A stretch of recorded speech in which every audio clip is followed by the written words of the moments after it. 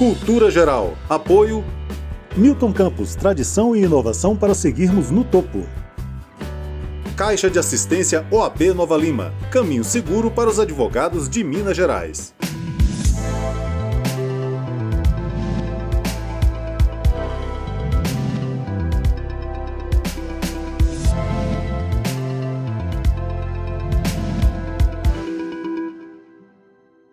Olá, sejam todos muito bem-vindos ao Cultura Geral. É sempre um prazer fazer o Cultura Geral aqui na TV Banqueta e na Rádio Cultura de Curitiba. A gente está começando esse programa super especial, né? Todos os programas do Cultura Geral são especiais, né? E a gente está começando mais um. E a gente vai tratar hoje um pouco de literatura, né? De uma viagem, assim, no campo da fala, da escuta, da literatura, né? E óbvio que isso perpassa por vários campos dos saberes e também pelo nosso conhecimento empírico, né? Na medida que a gente vai conversando de algumas coisas que a gente tem afinidade. E para falar um pouquinho hoje, nós convidamos a Liana Ferraz para a gente falar um pouquinho desse assunto que está ligado à literatura e à fala. A Liana é uma escritora, trabalha com esse campo do saber, com essa energia super legal, super gostosa, super leve, que é a literatura, né? A literatura falada, essa literatura que traz para a gente uma leveza durante os dias, né? E nos coloca em alguns lugares onde nós deveríamos estar constantemente, mas a correria do dia a dia, por vezes, não deixa, né? Liana, seja muito bem-vinda, é um prazer te receber, fico muito feliz e fico muito honrado em ter você aqui na telinha da TV Banqueta e nas ondas do rádio em Curitiba, para a gente poder tratar de tantos assuntos que a gente vai falar aqui hoje, né? Mas que é muito importante. Seja muito bem-vinda. Muito obrigada, Ederson. O prazer é todo meu. Muito obrigada pelo convite. Eu acho que os espaços onde a gente pode falar sobre arte têm que sempre ser celebrados, né? São espaços importantes que a gente tem que manter abertos.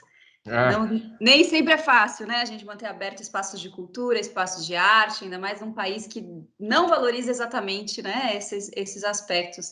Então, me sinto muito honrada pelo convite, por ajudar a manter esse canal aí na ativa. Obrigada. Muito obrigado. Nós é que agradecemos aqui em Minas e em Curitiba também. Eu queria já começar com você perguntando o que é ser um artista da palavra e da voz? Esse termo foi um termo que eu trabalho, né, com o Instagram como uma das minhas ferramentas de divulgação. E o Instagram, ele tem uma famigerada bio, né? Aquela famosa link na bio, não sei o que lá. E escrever uma bio de Instagram para uma pessoa como eu, que além de já ter feito muita coisa, de ter uma formação extensa e tal, sou uma pessoa indecisa, é um trabalho nada fácil. Então, esse artista da palavra e da voz, ele nasce um pouco de uma busca por uma síntese das coisas que eu faço. Eu me considero uma artista da palavra porque eu escrevo e porque eu sou atriz, e eu me considero uma artista da voz porque eu sou uma atriz e eu sou uma pesquisadora na área de expressão vocal. Então, nem sempre a palavra tem voz e nem sempre a voz tem palavra, né? Então, são dois campos do conhecimento que a gente pode até pensar, é redundante, né? Pensar na artista da palavra já inclui a voz, mas não, a voz tem um aspecto aí da sonoridade, de outro tipo, né? De relação com o espaço que nem sempre passa pela palavra. Então, achei interessante juntar esses dois aspectos da minha formação, que resumidamente, né, tem a ver com as artes da cena, com uma pesquisa acadêmica sempre em expressão vocal, e com essa formação autodidata em escrita, mas que eu trago muito da minha formação como atriz para essa prática, né, da escrita, enfim. Achei que era uma boa maneira de sintetizar. Mesmo porque ouvir, essa é uma frase já antiga, né? Ouvir nem sempre é escutar também, né? Boa, sim. Liana, o que é escrita criativa e poder da palavra também, assim? Essas pesquisas simples que eu fiz, assim, que eu acho que norteia essa conversa nossa e vai aparecer outros elementos também, esse nosso diálogo, traz esses questionamentos, né? O que seria a escrita criativa e o poder da palavra?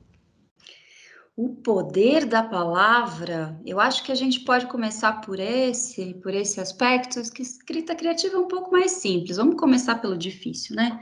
O poder da palavra é que, bom, eu acredito, e não só acredito, como pesquiso, né? E a gente pode ter bastante gente falando isso, mas a palavra, ela tem uma possibilidade de comoção coletiva, de comoção interna, de comoção individual. É uma palavra, né? A palavra, ela move, a palavra, ela comove, né?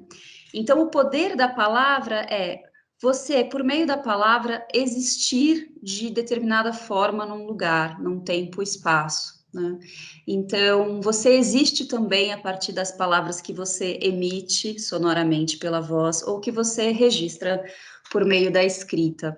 Então, para mim, o poder da palavra é esse, é você escolher uma forma de existir no mundo. E aí essas escolhas são múltiplas, né, Ederson? Porque a gente também nem sempre a gente está rodeado de existências legais e positivas, né? Então, quando a gente entende que você vai colocar alguma palavra ou outra no mundo com essa possibilidade da palavra comover, dá uma sensação de poder e de responsabilidade também. Então, não sei se é por aí, assim, que você estava querendo saber, mas eu entendo muito o poder da palavra como esse lugar, um movimento que comove, né, que faz mover junto, né, que comove. E a outra parte da escrita criativa é que a escrita, ela pode ter várias funções, né, e a escrita criativa basicamente tem como função a criatividade. Então, você tem uma escrita que pode ser utilitária, né? Você tem uma escrita jornalística, você tem uma escrita... Tem vários tipos de escrita. Então, quando a gente pensa assim, quem escreve o rótulo dos alimentos, está escrevendo também, né? Quando a gente pensa em escrita. Existem aí várias maneiras de você escrever e cada escrita tem sua função. Quando você pensa num laboratório de escrita criativa, né? Como os que eu conduzo. A gente não está ali para ter essa função necessariamente utilitária. A gente pode até passar por algumas coisas utilitárias no meio do caminho, mas o objetivo, a finalidade do encontro é que a gente alimente essa criatividade por meio da escrita. Acho que esse dá uma bela condensada. Bom, e aí eu tenho que fazer uma pergunta para você relacionada à literatura, né? Não só o que representa para você, o que a literatura representa para você, mas como que você transpassa essa literatura, né, para outras pessoas, né? Porque até no seu Instagram está lá uma literatura ligada ao Carlos Drummond de Andrade. Como é que casa tudo isso, assim, a poesia, realismo, a situação? Tem uma situação também assim que você coloca de São Paulo, a realidade do interior para a capital. Uhum. Como é que a literatura ela viaja nesses mundos assim? A literatura, ela começa viajando nesses mundos para mim quando eu passo de leitora para escritora, né? E eu acho que a gente como escritor, antes de ser leitor, né? Depois de ser leitor, a gente reflete muito o que a gente leu. E eu preciso te dizer que eu li de tudo. Então, a literatura foi o lugar que eu encontrei na minha cidade, falando aí da cidade do interior, né? Eu sou de Bragança Paulista, São Paulo, um lugar pertinho aqui da capital, porém a gente sabe a diferença que faz você ser do interior paulista e você ser da capital, né? Então, Bragança hoje está com espaços, né, de cultura sendo criados e tudo mais, mas a realidade é que quando eu cresci a gente não tinha espaço de cultura, eu não teria como me aproximar do teatro, por exemplo, que é a minha formação, que veio depois que eu saí de Bragança, porque eu não teria oportunidade de ver peças de teatro na cidade onde eu estava. Então eu entendo que a literatura, ela chegou para mim como um lugar onde eu podia exercitar minha imaginação, viajar, estar em diversos lugares ao mesmo tempo, essa coisa toda que a gente ouve falar, né? E como uma criança muito curiosa, muito inquieta, muito artista, assim, hoje eu posso dizer com mais tranquilidade. Por muito tempo eu achei que essa frase ia soar arrogante, hoje eu digo com muita tranquilidade. Eu sou artista desde muito cedo. Eu me considero uma artista há muito tempo. E uma artista um pouco sem lugar, né? Porque não tinha lá o teatro, fazia... É diferente de quando você tem iniciativas importantíssimas como centros culturais, etc., em que você consegue abrigar essas crianças e jovens, né? Então, a literatura foi um jeito de eu apaziguar, de alguma maneira, esse desejo inquieto de descobrir outros mundos, né? Essa pulsão por outras realidades. E eu entendi isso muito na ficção. Mas, de novo, eu comecei a ler o que tinha na minha frente. Então, eu fui uma leitora voraz de revistas, desde aquelas revistas teen que tinha lá nos anos 90. Depois eu comecei a ler uma literatura mais best-seller, assim, Agatha Christie, por exemplo, é uma grande inspiração para mim, porque foi o primeiro contato que eu tive com essa literatura viciante, com essa coisa de você querer ler mais, querer ler mais. Depois eu comecei a ler crônicas, que era também uma coisa que eu tinha acesso pelo jornal, e depois, conforme vai chegando a matéria de literatura na escola, lá no ensino médio, que você vai vendo os clássicos e tal. Então, de alguma maneira, esses mundos todos, eles foram me aparecendo, e eu não deixei nenhum para trás, sabe? Eu gosto muito da escrita bem-humorada, que foi aquele contato também de best-seller que eu tive com autores... com os cronistas, né, com Mário Prata, com o Luiz Fernando Veríssimo, com as crônicas do Nelson Rodrigues, que na minha época passava na minha época de juventude, passava na Globo, a vida como ela é, enfim, essas coisas que você vai chegando, né, da indústria cultural, que é o que chega para você que não está aí muito ligada em centros culturais, ou enfim, coisas que possam te trazer coisas mais alternativas. Então, eu não deixei nada para trás. Esses voos, eles são um pouco disso, sabe, Ederson? De uma tentativa de dar conta de uma curiosidade infinita, uma inquietação. Eu sou muito inconformada da gente ter uma vida só, da gente ter que ocupar só um lugar por vez, da gente não poder conhecer todo mundo do mundo. Eu sou muito inconformada com isso, sou ansiosa com isso, realmente, assim, tenho vontade de poder morar em vários lugares ao mesmo tempo. Então, de alguma maneira, a literatura me permite isso, né? E quando eu me vi escritora, eu por um tempo tentei fazer um pouco essa linha de já ter o meu estilo. Eu escrevo assim, né? Eu escrevo isso, eu escrevo aquilo. E depois, de certa maneira, eu fui entendendo que isso não dura muito para mim, que eu gosto de escrever textos bem-humorados, que eu gosto de escrever frases que são aquelas frases bonitinhas, que fazem bem para as pessoas, que eu gosto de escrever textos super pesados também, que eu gosto de escrever poesia, que eu gosto de escrever conto, que eu gosto de fazer esse tipo de... que você falou, né, do texto... Acho que você está falando de um texto que está no Insta, que eu falo que foi até uma tentativa de abarcar esse universo da crônica, que é muito importante para mim, que eu não consigo colocar no Insta, né? O Insta permite textos curtos, mas essa série Rotina Retina, né, que tem, em que eu falo da cidade do interior, dessa sensação de inadequação aqui em São Paulo, né? Então, esse desejo de passar por vários estilos e gêneros, assim, tá comigo desde leitora.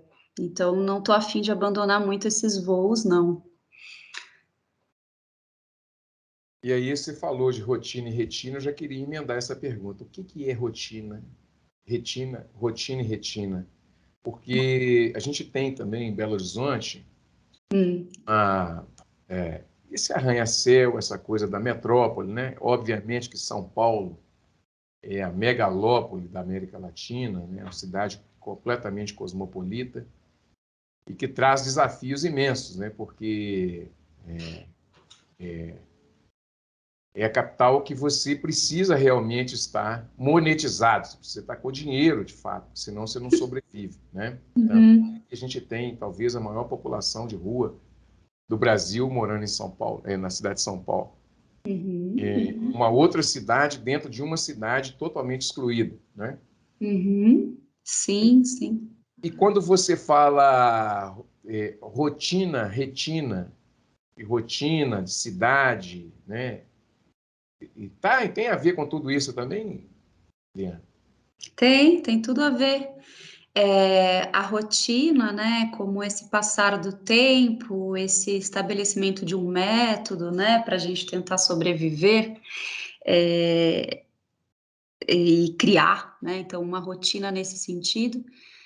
E daí veio a brincadeira com a palavra. Vou te confessar uma coisa, tem momentos em que eu brinco com a palavra como sonoridade, depois eu corro atrás para ver se o significado tem alguma coisa a ver. Então, pensei rotina, pensei retina junto. E uma seguidora muito bem-humorada, que eu adorei, já colocou um C ali na frente, já virou um rotina cretina. Então, estou quase mudando para rotina cretina, que eu achei genial. Mas, enfim, o retina, né, ela tem... Primeiro eu brinquei com essa palavra, e depois eu fui dar uma pesquisada, né, qual a função da retina no nosso olho, e a função da retina é captar luz, né, estímulos luminosos. Então eu falei, putz, isso tem tudo a ver, né, com uma metrópole. A dimensão de, claro, a gente capta estímulos luminosos da natureza também, mas essa brincadeira um pouco de que desses faróis de carro, desses grandes centros iluminados e tudo mais, né? Então fiz uma brincadeira com isso. Mas primeiro veio a brincadeira com a palavra, como eu te disse, tem esse lugar muito forte com a sonoridade também, né? Então daí depois veio essa ideia de ser uma rotina que capta esses pontos luminosos do dia a dia. Então eu faço essa brincadeira com a cidade, sim, São Paulo é uma cidade que pode ser muito legal e muito opressora também. Você falou da população, né, de moradores em situação de rua. E te digo assim, daqui, né, em loco, minha observação é que aumentou demais, né, demais. Então, essa cidade mesmo, dentro da cidade, já é uma grande cidade também, porque eu não tenho dados em relação a isso, mas certamente a gente teve um crescimento aí bem importante. Então, esses estímulos, né, que nem sempre são de natureza também, como eu posso dizer, feliz, né? Porque são estímulos que, ainda mais para uma pessoa muito sensível, também ferem e dão essa sensação mesmo de impotência, enfim, isso também de alguma maneira entra, né, na escrita, tem que entrar, senão a gente fica só dourando a pílula e o tempo todo não faz sentido nenhum.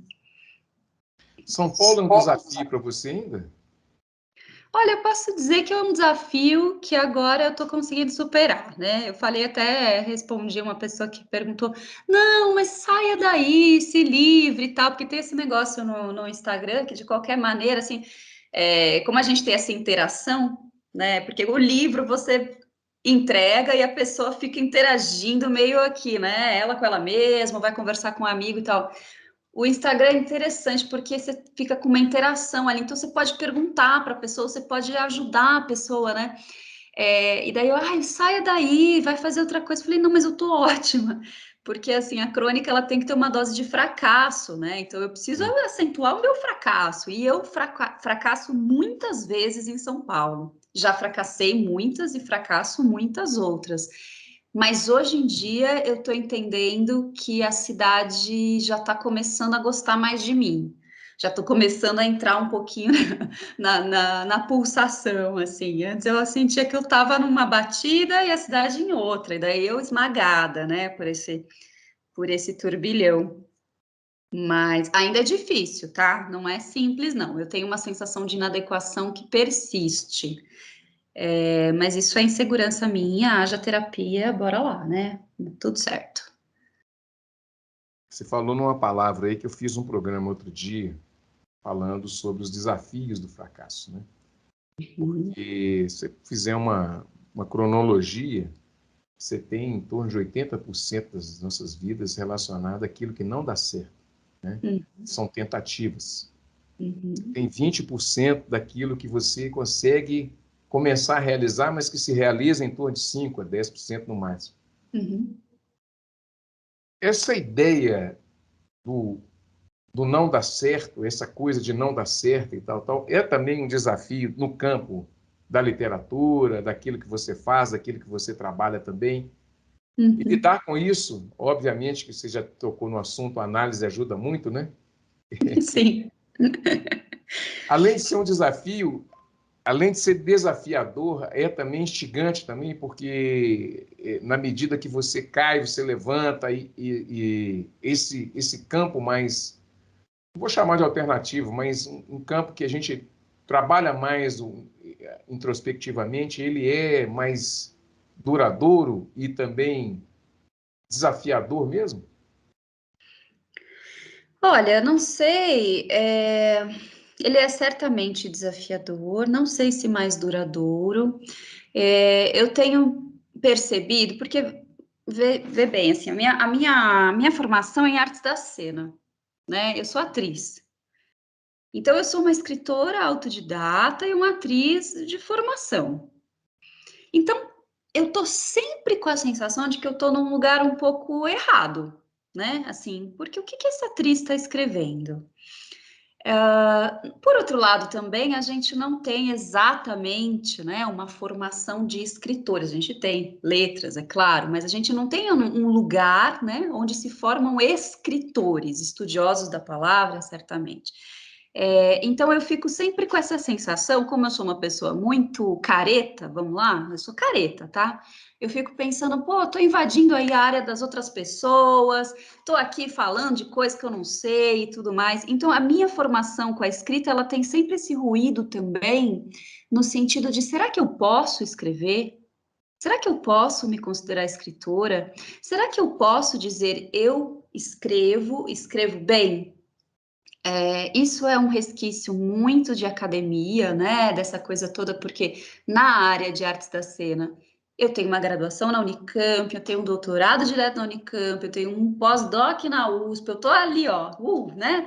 Tô aqui com o meu selo, o meu selo de aprovação das grandes universidades e tudo mais, essa coisa meio erudita que, no final das contas, eu nem acho assim tão importante, vai. Mas na hora que a insegurança bate, de alguma maneira me dá um respaldo, me dá um lugarzinho e eu falo, não, peraí, eu estudei bastante.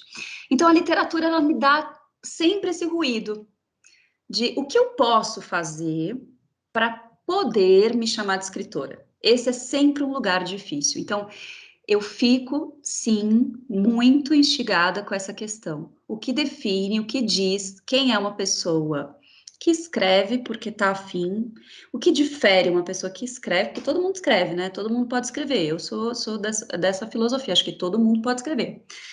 O que faz de mim uma escritora? Essa é uma pergunta que me acompanha e que eu nem adianta me perguntar que eu não sei. Eu não sei ainda, eu estou só com a pergunta caminhando comigo. Por outro lado, esse desafio de escrever é um desafio que me mobiliza demais. Por ser solitário e combinar com a minha personalidade, que no fim das contas eu sou uma pessoa extrovertida, tenho um monte de amigo, mas eu gosto mesmo do meu pensamento e da minha elaboração aqui de mundo e do meu silêncio. Então, de alguma maneira, tem mais a ver comigo. Olha só, hein? Eu nunca falei isso em voz alta, estou aqui elaborando um negócio importantíssimo para mim, mas tem mais a ver comigo um processo de escrita do que um processo criativo no teatro, por exemplo, que é a minha formação, né? Então, é desafiador, até porque eu nunca me sinto preparada exatamente para escrever. Eu sempre acho que eu sempre me assusto um pouco, sempre me assusto quando eu escrevo, me assusto quando eu sou lida, me assusto quando eu sou lida e reconhecida, mas ao mesmo tempo tem tudo a ver com a minha personalidade, essa rotina de escrita, esse hábito da escrita, essa obsessão que eu tenho. Hoje eu posso chamar tranquilamente de obsessão. Eu escrevo todo dia, eu escrevo toda hora, e tudo que eu faço em termos de projeto, assim, para o meu futuro tem a escrita. Não tem nada mais que não tenha a escrita envolvida. Acho que é isso. Muito bem, deixa eu fazer o primeiro intervalo, fazer o primeiro intervalinho aqui na TV Banqueta e na Rádio Cultura de Curitiba. A gente está conversando com a Liana Ferraz Diniz, escritora, artista da palavra, e que carrega em si uma dúvida. Será que eu sou escritora ou não? Mas já está aprovada aqui pelo Cultura Geral, né? Obrigada. Agora eu vou mais tranquila, hein? Vou assumir o título. Obrigada, Éder. Um minutinho só, nós estaremos de volta aqui na TV Banqueta e na Rádio Cultura de Curitiba com mais cultura geral. Não saia daí.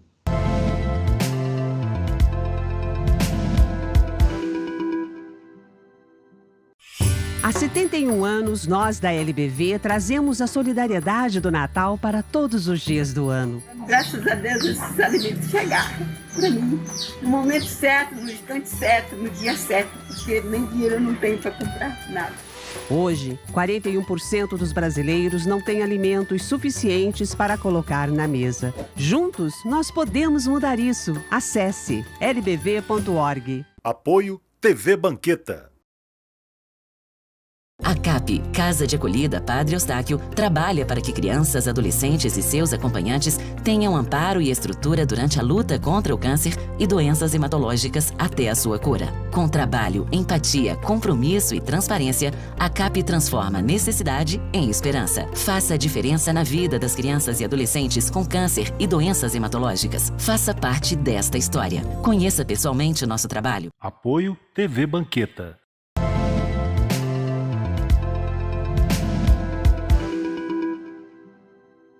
Bom, de volta com Cultura Geral aqui na TV Banqueta e na Rádio Cultura de Curitiba. A gente está conversando com a Liana Ferraz e a gente está falando um pouco de literatura, de escritura, de escrever, de falar, de palestrar e tal. Nós vamos chegar em todos esses assuntos aí.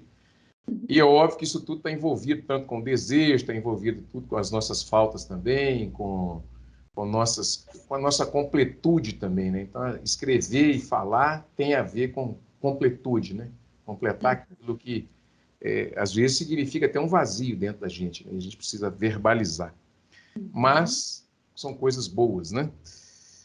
Ô, Liana, uma das coisas que eu queria te perguntar também é como que a literatura, de uma forma... Hoje você tem audiobook, né? Você tem... eu, por exemplo, tenho uma facilidade de aprender ouvindo, né?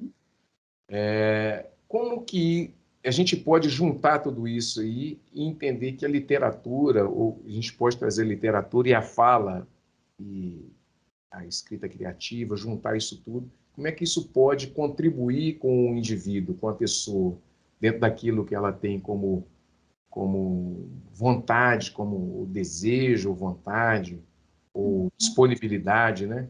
E a partir dali aparecer outras coisas e tal, porque a cabeça do ser humano é um universo, né? Então, à medida que você começa a desenvolver para um lado, pode acontecer outras coisas também, né? Sim, sim. São formas da gente ocupar espaço, né? A palavra, a voz. Eu gosto de... Vou puxar pela parte da voz e da escrita, que eu acho que são coisas interessantes da gente pensar. Eu entendo que escrever é uma maneira da gente ter voz, né, também. Ter voz é quando você, de alguma maneira, coloca o seu ponto de vista para dançar aí no mundo, né? Às vezes a gente joga o nosso ponto de vista para dançar aí pelo mundo e ele não encontra ouvido nenhum, né? E quando esse é o caso da voz, a gente lamenta, né? E a não ser que a gente esteja mediada aí por uma tecnologia e que a gente possa perpetuar a voz por meios tecnológicos, a voz ela é do tempo presente. Se eu jogo a minha presença na minha voz para o mundo, para vibrar aí pelo espaço, e ela não atinge nenhum outro ouvido, né? Nenhum ouvido, não vibra ninguém, eu joguei, né? Eu ocupei o espaço, mas eu joguei. A palavra escrita, ela tem a chance de durar o tempo que for, né? Então, são maneiras de ocupar o espaço. Então, talvez, para uma pessoa, estou tentando juntar tudo isso, tá? O lugar da voz, o lugar da escrita, como esse lugar, né, de elaboração de si, de cuidado de si, de presença, de estar no mundo. A gente, para estar no mundo, a gente pode usar várias ferramentas, né? A palavra escrita é uma ferramenta.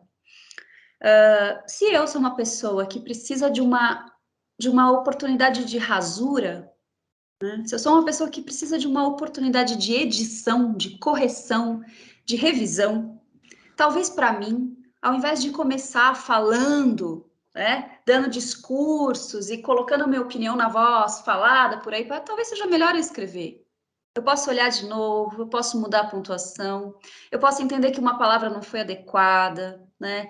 Então, a escrita para mim é sim um jeito de ter voz e é um território mais controlado, digamos assim, de emissão de ideias, onde eu posso rever. A voz, a partir do momento que você lançou, a não ser, de novo, que a gente esteja mediado aí pela tecnologia, a gente apague o áudio do WhatsApp, edite o podcast e tudo mais, a voz, em tempo real, ela não tem rasura, né? Eu lancei e foi. Né? Então, eu entendo que muitas vezes a pessoa que tem vergonha de falar em público, por exemplo, né, que é um dos aspectos que a gente trabalha quando pensa em expressão vocal, ou de falar em público, ou de falar e ser ouvida, né? Porque é diferente você falar em público e você falar de modo que você queira ser ouvida, que você projete a tua voz no espaço com o desejo de ser ouvida. Né? Isso é diferente. Estou até usando aqui o artigo no feminino mesmo, porque isso é muito mais comum entre as mulheres, né? Esse medo de se posicionar, de se colocar, né, num ambiente, usando sua voz, vendo ecoar, vendo reverberar, né? Muitas vezes essas pessoas na escrita, elas acham um território seguro.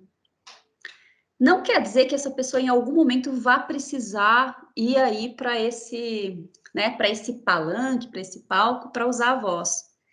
Mas, se ela quiser, esse movimento do trabalho com a escrita, entendendo como uma ocupação de espaço e depois ampliando para uma ocupação de espaço no tempo presente, sem a rasura, com todo o risco que isso envolve, pode ser realmente bem interessante mesmo, como passagem, né?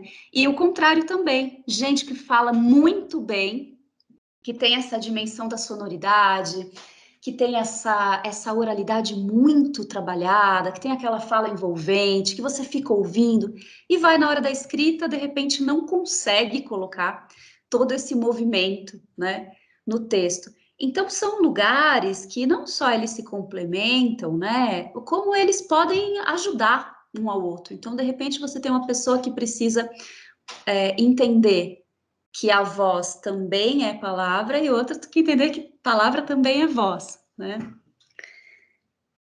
Essa é a minha ideia, na verdade, sabe? Quando eu falo que eu sou artista da palavra e da voz, é um pouco da gente brincar com esses territórios mesmo, com a gente explorar esse lugar. Eu sou muito do ritmo, acho que tem também esse aspecto que é interessante, a gente pensar numa escrita, como que ela ressoa dentro de alguém, né? Quando ela vira essa voz, nem que seja a voz mental do leitor e tudo mais. Né? Então, esses pensamentos me mobilizam bastante. E eu tenho visto muita gente também, quando vira essa chavinha, né? De que, poxa vida, é verdade, eu falar em público é como se eu estivesse escrevendo em tempo real, né? Eu escrevo e imprimo no espaço.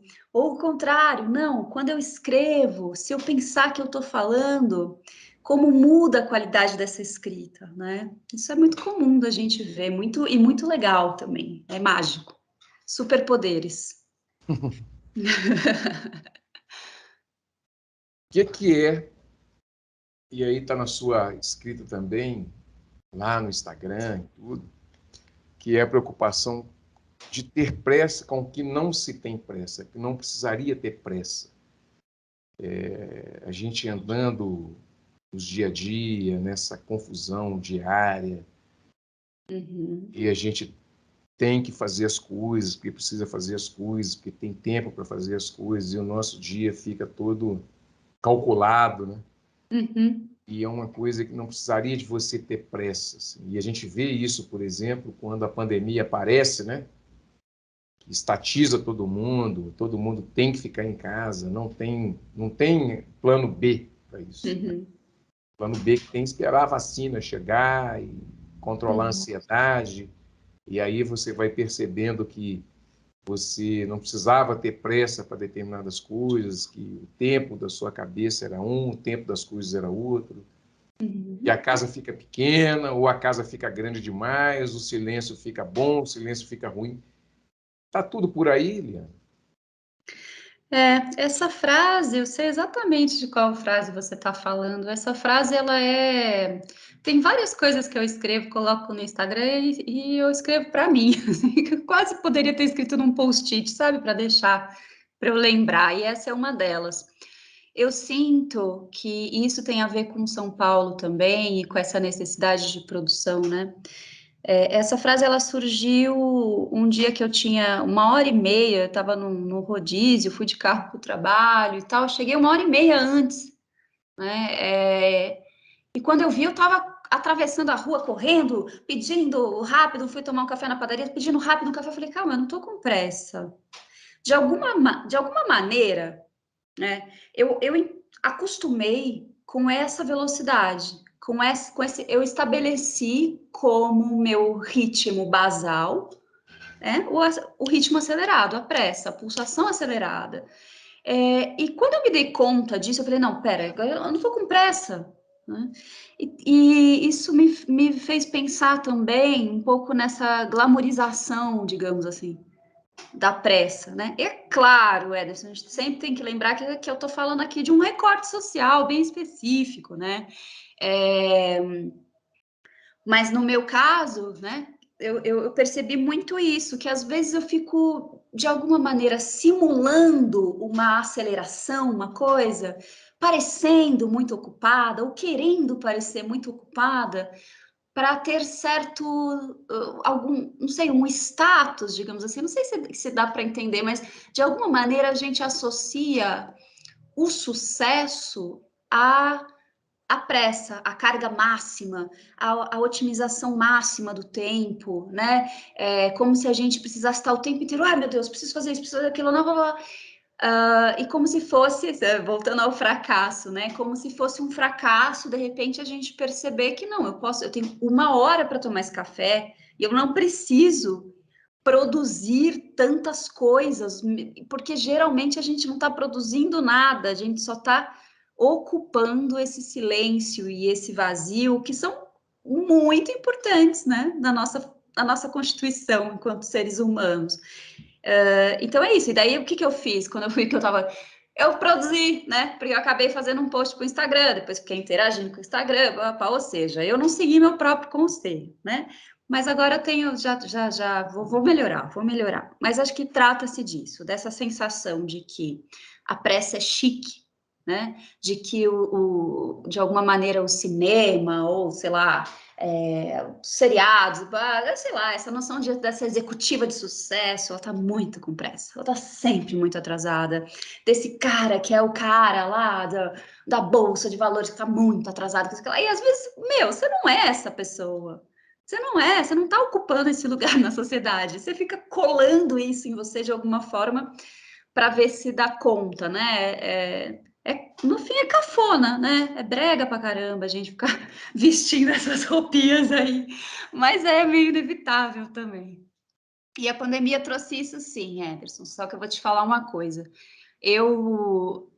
Quando começou a pandemia e eu me vi nesse estado, né, de quicando pela casa, primeiro me deu uma coisa do tipo, eu sou caseira, então parei, fiquei quieta um pouco. Depois, tudo que eu não fazia na rua, eu fazia na internet. Foi um momento também que tive que me tratar depois, porque era isso, post atrás de post, ficar vendo atualização de e-mail atrás de atualização de e-mail, projeto atrás de projeto, coisa o tempo inteiro, e as famosas compras de internet, que também foi um mundo inteiro que se abriu. Então, de alguma maneira, quando você está com isso constituído em você, de que o certo é estar com pressa, você pode estar na situação que for, você vai achar um jeito de cumprir aí essa ansiedade que teu corpo grita, sabe? No meu caso foi muito isso na pandemia. Eu tive que realmente olhar para mim e falar, calma, né? Porque essa pressa toda não foi embora para mim, não. Ficou bem visível que eu estava precisando realmente dar uma mudada na minha perspectiva mesmo de felicidade, digamos assim, né? De tranquilidade e tal. Bom, deixa eu fazer mais um intervalo aqui na TV Banqueta. Vou fazer mais um intervalinho. Daqui a pouquinho a gente volta para a parte final dessa entrevista. A gente está conversando com a Liana Ferraz Diniz, escritora, contadora de causos, né? Vamos dizer assim. Essa é nova, essa foi você que lançou, esse eu estou em lançando Minas aqui. tem contador de causos, ué. E a gente volta daqui a pouquinho para a gente encerrar esse bate-papo tão rico e tão bacana aqui na TV Banqueta e na Rádio Cultura de Curitiba. Não saia daí, é um minutinho só, nós estaremos de volta.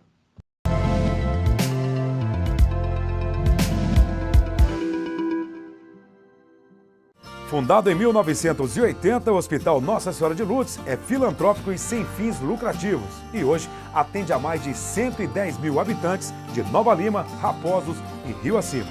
O Hospital Nossa Senhora de Lourdes, eu me sinto como se eu estivesse em casa. Só tenho que agradecer, sou muito bem tratada. Aqui eu tenho eles como fosse a minha família. O Hospital Nossa Senhora de Lourdes é o único da região responsável pelo atendimento aos usuários do SUS, nos casos clínicos e cirúrgicos de média complexidade. Possui pronto atendimento adulto e pediátrico com funcionamento 24 horas, contando com plantonistas da pediatria, clínica médica, cirurgia, ortopedia, obstetrícia e anestesiologia. E ainda conta com serviço de hemodiálise e um centro de tratamento intensivo. Hospital Nossa Senhora de Lourdes, humanidade, carinho e atenção à vida.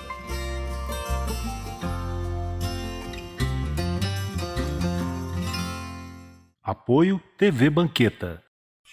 Há 71 anos, nós da LBV trazemos a solidariedade do Natal para todos os dias do ano. Graças a Deus esses alimentos chegaram para mim no momento certo, no instante certo, no dia certo, porque nem dinheiro eu não tenho para comprar nada. Hoje, 41% dos brasileiros não têm alimentos suficientes para colocar na mesa. Juntos, nós podemos mudar isso. Acesse lbv.org. Apoio TV Banqueta.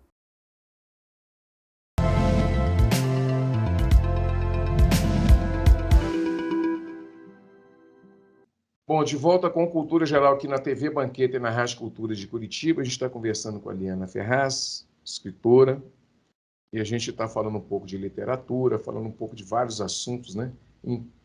Interagindo, assim, com a escritora, né? Esse mundo do escritor que é quase obscuro, assim, só pega a ficção do que o escritor põe ali nos papéis e tal. Mas o Cultura Geral tem essa coisa de trazer a pessoa, né? Trazer a fala da pessoa, como dizia o Christian Dunker aqui, é um espaço de fala em que você coloca o ator para poder falar de si mesmo. Liana, e aí eu quero entrar nessa parte final com a Andréa Del Fuego, que escreve Pediatra. E aí, obviamente, que a análise vai entrar nessa conversa, nessa parte final, que é como que você se enxergou nessa literatura. Eu não li o livro, mas, lógico que eu, ali mexendo no seu Instagram, aí eu fui ter uma lida ali, numa crítica do livro, aquela coisa toda e tal. E onde que você se enxerga ali no livro de uma pediatra que não se enxerga como pediatra, porque não tinha tanta afinidade assim com crianças e tal, e que entra num universo e apaixona por uma outra pessoa, e aí vai vivendo outras coisas. Mas como é que isso mexe com você? Olha, eu tenho estudado bastante literatura contemporânea, né? Especialmente textos escritos por mulheres, e a Pediatra foi um achado, assim, é um livro recente, publicado pela Companhia das Letras, e Andréa Del Fuego assim, tem quase a minha idade, a gente tá lá no Instagram também, já trocamos DM, então esses bastidores, né, dos escritores que você estava falando, que, aliás, assim, confesso que não é fácil, né, a gente falar sobre a própria escrita é uma coisa tão difícil, e daí esse livro da Andréa me chega assim, por um acaso ótimo, de uma livraria, estava passando por lá, já tinha escutado falar e tudo mais, e a vendedora da livraria, a dona da livraria, aliás, uma livraria muito simpática, fala, você vai adorar esse livro, vai ser muito legal. Eu peguei na mão, ela falou assim, mas olha, você está preparada? Eu falei, nossa, não sei, né? Mas comprei o livro mesmo assim. E olha, eu não estava preparada, tá? Mas assim, foi menos do que eu pensei, porque o que acontece? Eu tenho uma coisa com criança, eu sou mãe, minha filha tem 13 anos, e eu tenho esse fascínio por criança, eu adoro criança, então assim, eu não zero identificação com a pediatra nesse sentido, e para mim, eu falei que eu leio de tudo, assisto de tudo e tal, mas começou a mexer com criança, eu já não tenho muito estômago, não gosto, assim, né, de filmes ou de ficções que envolvem, ou documentários mesmo, pior ainda, que envolve criança. Eu comecei a ler, eu falei, não, acho que dá. Então, não tem esse lugar do tipo, não, quem está aqui ouvindo a gente se identificou com a minha fala de que mexeu com criança não dá, tá tudo bem, gente, pode ler a pediatra que não vai ser daqueles em que a gente não consegue depois suportar.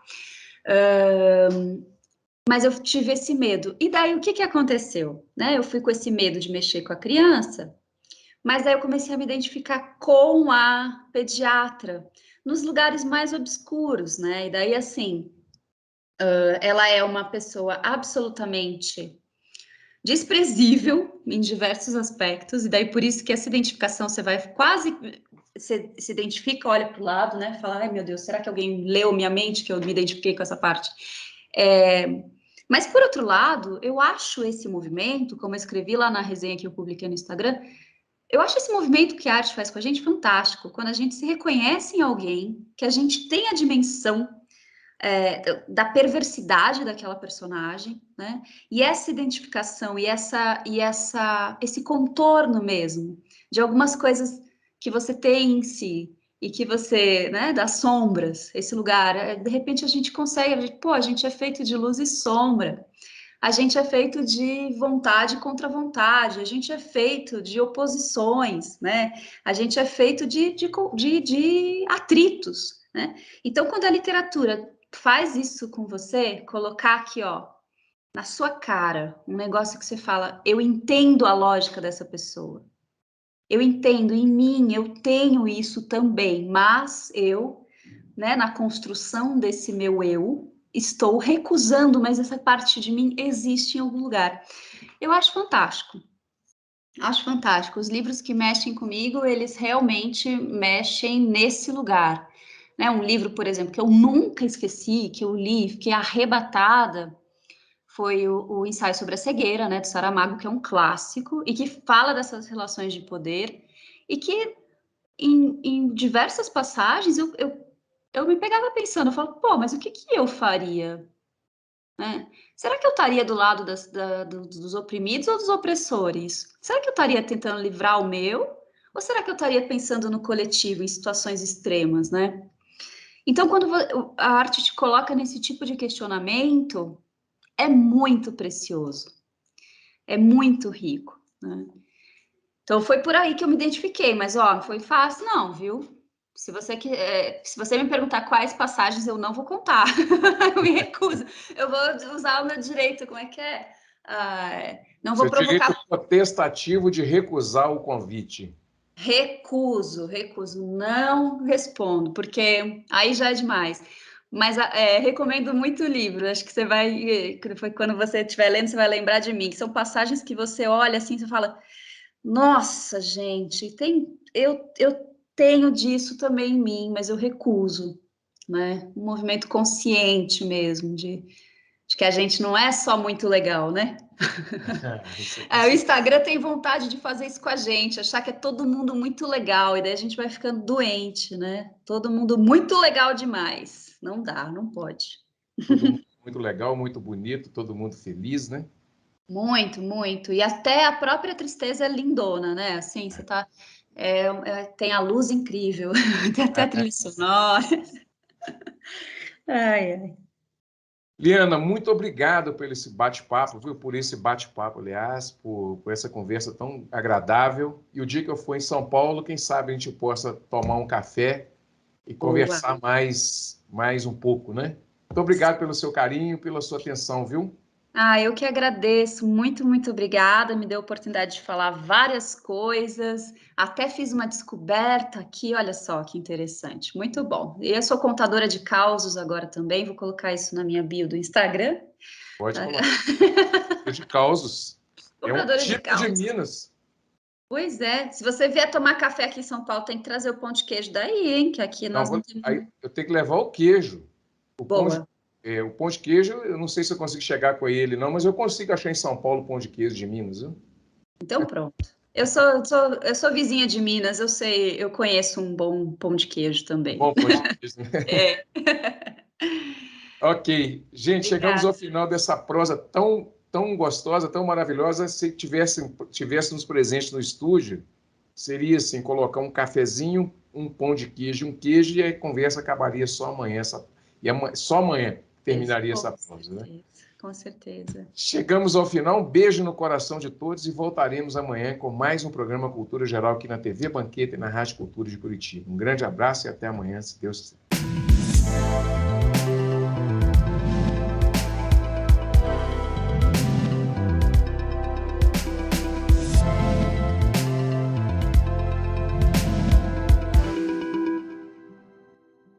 Cultura Geral. Apoio Newton Campus, tradição e inovação para seguirmos no topo. Caixa de Assistência OAB Nova Lima, caminho seguro para os advogados de Minas Gerais.